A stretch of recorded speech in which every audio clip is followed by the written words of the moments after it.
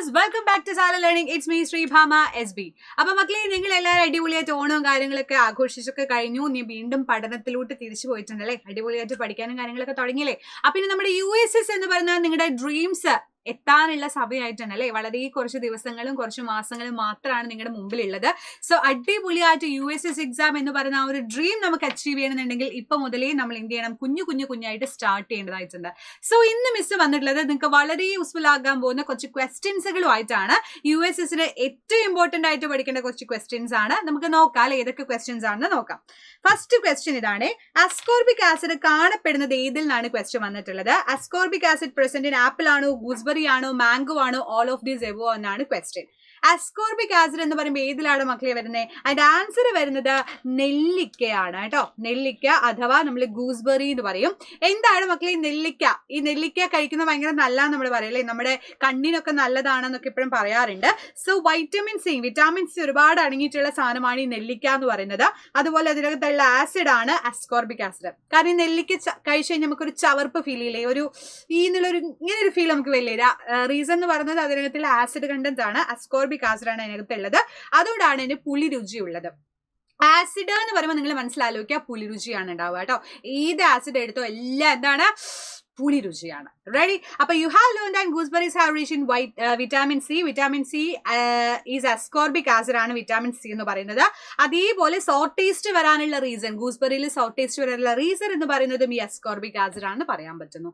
So ഇതിൽ മാത്രമല്ല, ഒരുപാട് സാധനങ്ങളിൽ ആസിഡ് കണ്ടന്റ് ഉണ്ട് അല്ലെ? നിങ്ങൾ പിന്നെ വേറെ ഏത് സാധനം കഴിക്കുമ്പോൾ നിങ്ങൾക്ക് ഫീൽ ചെയ്യുക? ഒരു നാരങ്ങ നിങ്ങൾക്ക് തന്നിട്ട് നിങ്ങളോട് കഴിക്കാൻ നിങ്ങൾ പറയും, ഓ മിസ്സേ പുളിച്ചിട്ട് വയ്യാ പറയും അല്ലേ? സോട്ട് ടേസ്റ്റ് നമുക്ക് ഉണ്ട്. വൈ? എന്തുകൊണ്ടാണ്? അതിനകത്തും ആസിഡ് അടങ്ങിയിട്ടുണ്ട്. മോസ്റ്റ്ലി പറയുകയാണെങ്കിൽ നമ്മുടെ ഫുഡ് ഐറ്റംസിലെ കുറേ സാധനങ്ങളിൽ ആസിഡ് കണ്ടന്റ് ഉണ്ട്. പുളി രുചി എവിടെയുണ്ടോ അവിടെ ആരുണ്ട്? ആസിഡ് ഉണ്ട്. ആസിഡ് എന്താണ്? പുളിയാണ്. അപ്പൊ നോക്കിക്കോ, നമ്മുടെ നാരങ്ങയിൽ അടങ്ങിയിട്ടുള്ള ആസിഡ് ഏതാ ചോദിച്ചാൽ നിങ്ങൾ പറയണം സിട്രിക് ആസിഡ്. ആ സിംപിളാ, ലെമണിൽ സിട്രിക് ആസിഡ്, LC എന്ന് വേണമെങ്കിൽ പഠിച്ചു വെക്കാം. ലെമണിൽ സിട്രിക് ആസിഡ്. പിന്നെ വിനാഗിരിയില നിങ്ങൾ കണ്ടിട്ടില്ലേ? വിനാഗിരി, സുർക്ക, നമ്മുടെ അച്ചാറൊക്കെ ഉണ്ടാക്കാൻ വേണ്ടി എടുക്കുന്ന സാധനമാണ് അല്ലേ? അതിനകത്തുള്ള ആസിഡ് ആണ് അസറ്റിക് ആസിഡ്. അത് നിങ്ങൾ വാന്ന് പഠിച്ചു വെക്കാം. പഠിച്ചു വെച്ചോ. എന്താണ് പഠിക്കേണ്ടത്? വിനാഗിരിയിൽ അസറ്റിക് ആസിഡ് ഉണ്ട് പഠിച്ചു വെച്ചോ. വിനാഗിരിയിലുള്ളത് അസറ്റിക് ആസിഡ് ആണെന്ന് എന്റെ മക്കള് ആലോചിച്ച് വെക്കാം കേട്ടോ. ഇതൊക്കെ വളരെ ഇമ്പോർട്ടന്റ് ആയിട്ട് റിപ്പീറ്റഡ് ആയിട്ട് എപ്പോഴും ചോദിക്കുന്ന ക്വസ്റ്റ്യൻസുകളാണ്. അതേപോലെ തന്നെ മോര് കഴിച്ച ഞങ്ങളുടെ ഫീൽ എന്താണ്? നിങ്ങൾക്ക് കുറച്ച് മോര് എന്ന് ഞങ്ങൾ പറയും, പുളിച്ചിട്ട് വയ്യ മിസ്സേ, വേറെ എന്തെങ്കിലും തായോ പറയും അല്ലേ?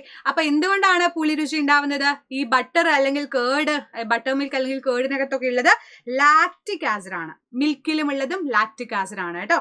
അതേപോലെ പുളിയിൽ അടങ്ങിയിട്ടുള്ളത്, ടാമറിൻഡിൽ അടങ്ങിയിട്ടുള്ളത് ടാറ്റാറിക് ആസിഡാ. ആ സിമ്പിൾ ആയിട്ട് ആലോചിക്കാം. ഒരു ടാറ്റാ തന്നാൽ മതി. മിസ്സിന് നിങ്ങളൊരു ടാറ്റാ തരാണെന്നുണ്ടെങ്കിൽ അതിലെ ഫസ്റ്റ് TA എന്ന് പറയുന്ന ടാമറിൻഡും അനദർ TA ഫോർ ടാറ്റാറിക് ആസിഡും. അങ്ങനെ കോഡ് വെച്ച് പഠിച്ച് അങ്ങനെ മറക്കില്ല. മറ്റേത് കുറേ എണ്ണം പഠിക്കുമ്പോൾ ബുദ്ധിമുട്ടായിരിക്കും അല്ലേ?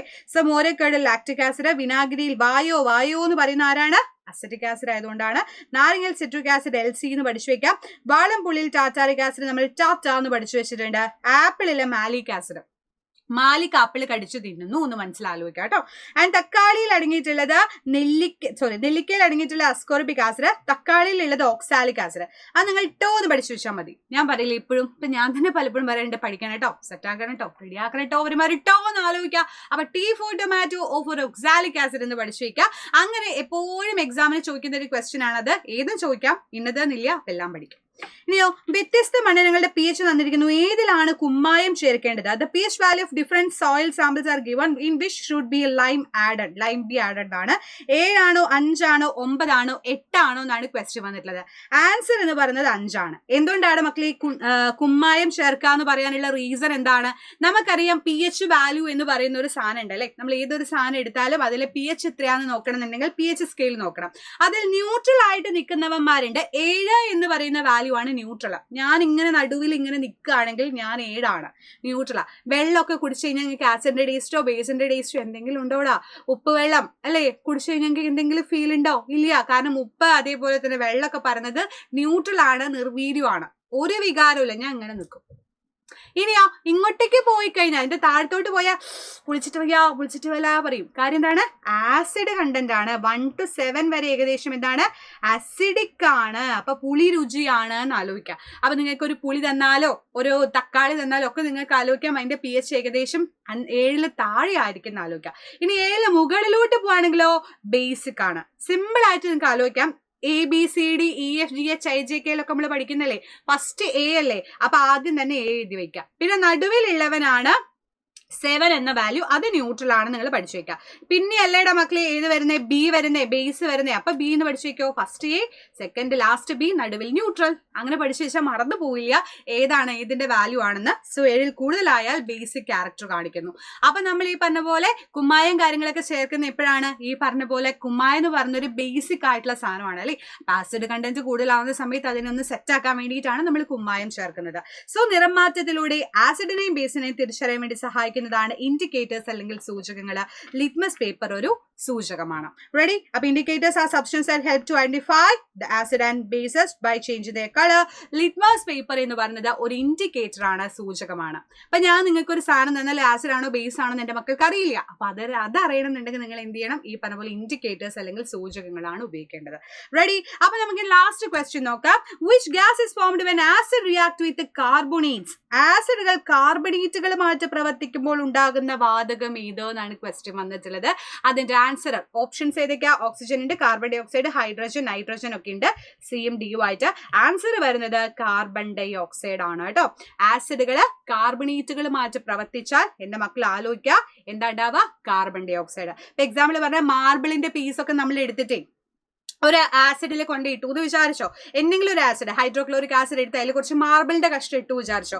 അതിൽ നിന്ന് ഇങ്ങനെ ഗുളു എന്ന് പറഞ്ഞിട്ട് വാതകം വരും. ആ വാതകം നമ്മൾ ഇവിടെ കളക്ട് ചെയ്ത് നോക്കുമ്പോൾ നമുക്ക് മനസ്സിലാവും അത് കാർബൺ ഡൈ ഓക്സൈഡ് ആണെന്ന്. കാര്യം എന്താന്ന് വെച്ച് കഴിഞ്ഞാൽ ഇത് തെളിഞ്ഞ ചുണ്ണാമ്പ് വെള്ളം. ചുണ്ണാമ്പ് എന്താണെന്ന് അറിയില്ലേ? ലൈം വാട്ടർ അറിയില്ല എന്റെ മക്കൾക്ക്? നമ്മള് വെറ്റിലയിൽ ഇങ്ങനെ ചുണ്ണാമ്പൊക്കെ തേച്ചിട്ട് തിന്നാറില്ലേ? ആ ചുണ്ണാമ്പ്. അതേപോലെ പെയിന്റ് അടിക്കുമ്പോൾ നമ്മൾ ചുണ്ണാമ്പ് വെച്ചിട്ട് വെള്ള പൂശാറില്ലേ? ആ ചുണ്ണാമ്പ്. അപ്പൊ ആ ചുണ്ണാമ്പിന്റെ വെള്ളം എടുത്ത് അതിലൂടെ ഈ സാധനം കാർബൺ ഡൈ ഓക്സൈഡ് എപ്പ കടത്തി വിട്ടാലും അത് പാൽ നിറമാകും. അപ്പൊ നമുക്ക് ഉറപ്പിക്കാം ഇവൻ അത് കാർബൺ ഡൈ ഓക്സൈഡ് ആണെന്ന് നമുക്ക് അറിയില്ലല്ലോ. ഞാൻ പറഞ്ഞു വെച്ചതാവണമെന്നില്ലല്ലോ. അപ്പൊ അത് ഉറപ്പിക്കാൻ വേണ്ടിയിട്ട് നമുക്ക് ഇതേപോലെ ചെയ്ത് നോക്കുമ്പോൾ ഇതൊരു മിൽക്കി ഫീല് അല്ലെങ്കിൽ ഒരു പാൽ നിറം കാണിക്കുന്നുണ്ടെങ്കിൽ നമുക്ക് ഉറപ്പിക്കാം, 100% ഉറപ്പിക്കാം ഇവൻ എന്താണ്?